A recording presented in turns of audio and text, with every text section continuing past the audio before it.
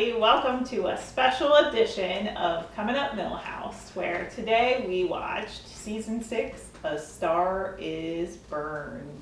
That's right. This is the episode that sees the crossover between the Critic and the Simpsons. And Springfield gets a film festival, and Jay Sherman from the Critic comes, and he is a judge, and a lot of people make films, and a lot of silly stuff happens.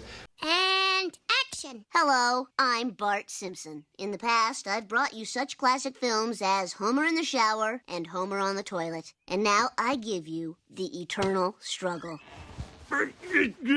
Relax, fit my Aunt Fanny. Stupid duckers.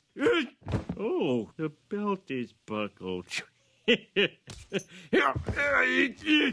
We are joined today by some special guests. We have Wendy here. Thank you, Wendy. And Hello. of course, And the famous Luke Songman. that's right. Luke is on the show again, as he's been before, and we're glad to have him back. This is Wendy's first time, and we're going to have a lot of fun.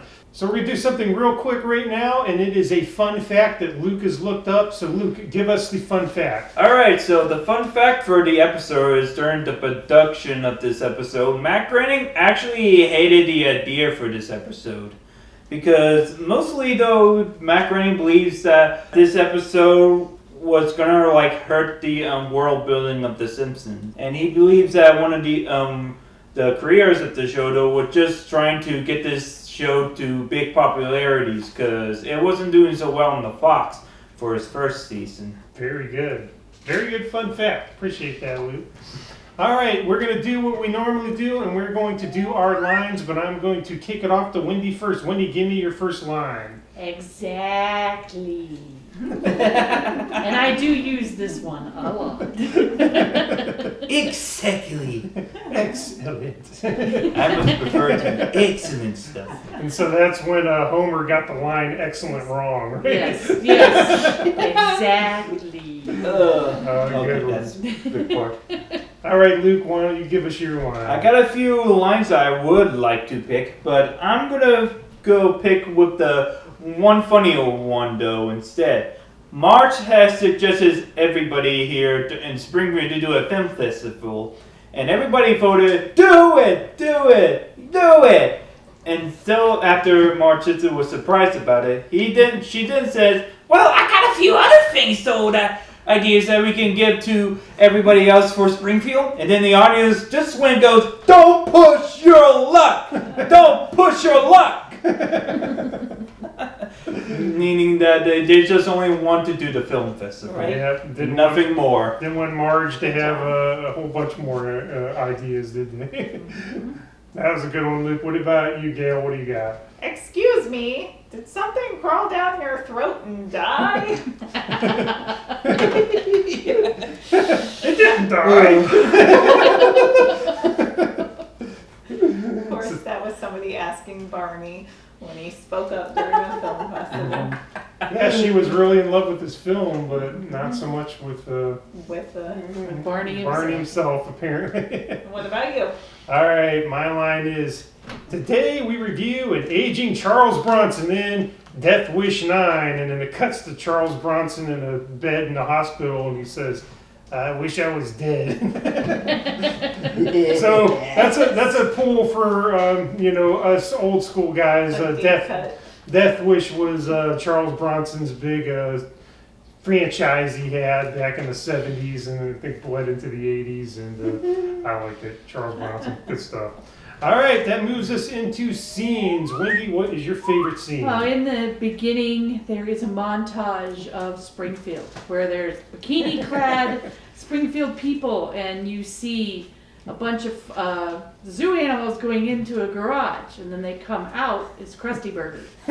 So that is my favorite scene. And then Krusty's face comes the in and out. I like it. That's fantastic.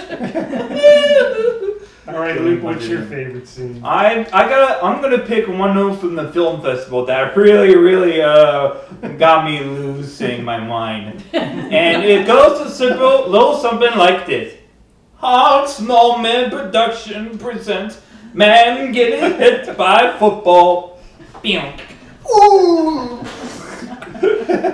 which that's what the film is. And Homer laughed his buttocks off because he couldn't stand the funny stuff on there. It was Funny comedy. It's pretty great. It was great. Yeah. What do you got there, I'm Gail? going with the Rappin' Rabbis. Can't touch this. Don't eat pork. Not even. What about you, George? All right, mine's kind of piggybacking on what Wendy said in her line, but the audition scene is amazing because Burns is auditioning for his film, and there's Hannibal Lecter going to play Burns. He said, "Excellent," and then there's Captain Kirk, excellent, and then Bumblebee Man, and he's like, Excelente! Exactly. And then of course Homer messes up the line. Exactly. So I love the audition scene. You know, I did have a second one. Well, let's have it. And that was the flight coming in from New York. And the plane is all graffiti. And he said, "Hey, yo, we're landing here." And the plane's, so, I mean, that was my second choice. I love it. All right, that moves us into our winners and losers. So why don't we start off with losers? Wendy, what is your loser? My loser is Homer in the belching contest. It was no contest. No, Jay Sherman Beat really him out. did come through on that one. Yes, didn't he did. And even Bart gave him his trophy. I Yeah. feel bad for Homer. Yep. Yeah, that's very shameful. All right, what do you got, Luke? Who was your loser? Well, I chose between two losers though, Ken Brockman and Skinner. Which Ken Brockman got covered in cement in that one at the beginning of the episode. When he was talking about, when he showed all the lights of Springfield. And Skinner himself though, because he was one of the guys at the beginning of the episode, which is, he was getting burned from the witch burnings. Right. From everybody. In fact, there's a funny line though, with Grandpa Assistant, "Ah!"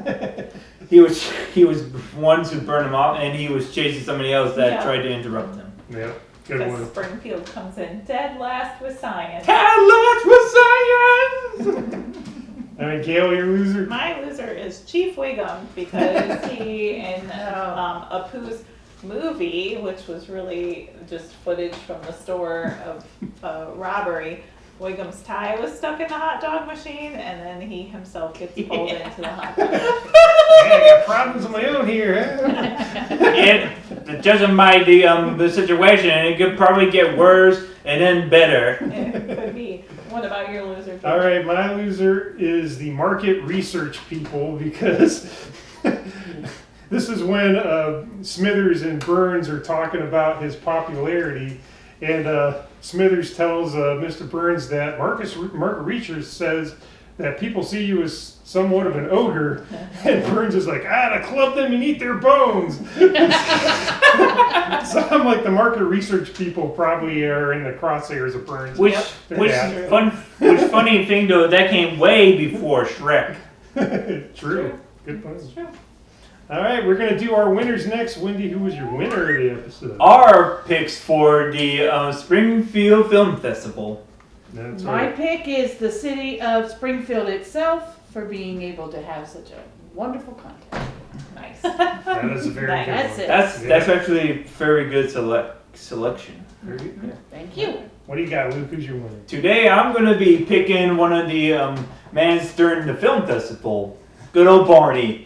He himself had made a fantastic looking noir, like black and white film about his alcohol problems. In fact, he ended the film with the best line in the entire movie. And in my notes, he says, "Don't cry for me, I'm already dead."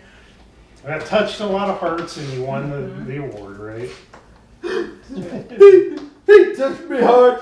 I didn't want to see him go. Bring him back, please. You did a pretty good Barney impression. Good too. Barney one. What do you got, Gail? Who's your winner? Eudora Welty. Oh. Yeah, she had a date with Krusty. Well, that and because she was the only other person other than Jay Sherman who could have a great belching Yeah. contest. Yep. Okay. So- I like it. I think I'm good. As for my winner, you know, I like to go very obscure with these things, so I'm going with the beer vendor. So Homer's watching Barney's movie that you just mentioned, Luke, and he's like so touched by it, he says, "I'm never going to touch another beer again." And the beer vendor apparently follows Homer around, and that's how he makes his living. And he's like, "Beer here," and Homer's like, "I'll take 10. Thanks for watching another episode of Coming Up Milhouse. Be sure to hit the subscribe button over here in the corner. Give us a thumbs up or a thumbs down. Feel free to share your favorites in the comments. And thank you for watching this special episode.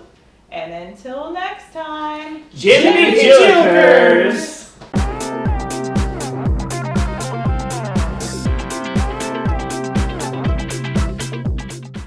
Simple villagers, I promise you I will close plates in America and bring work here. Viva, Senor Burns! Viva! Viva!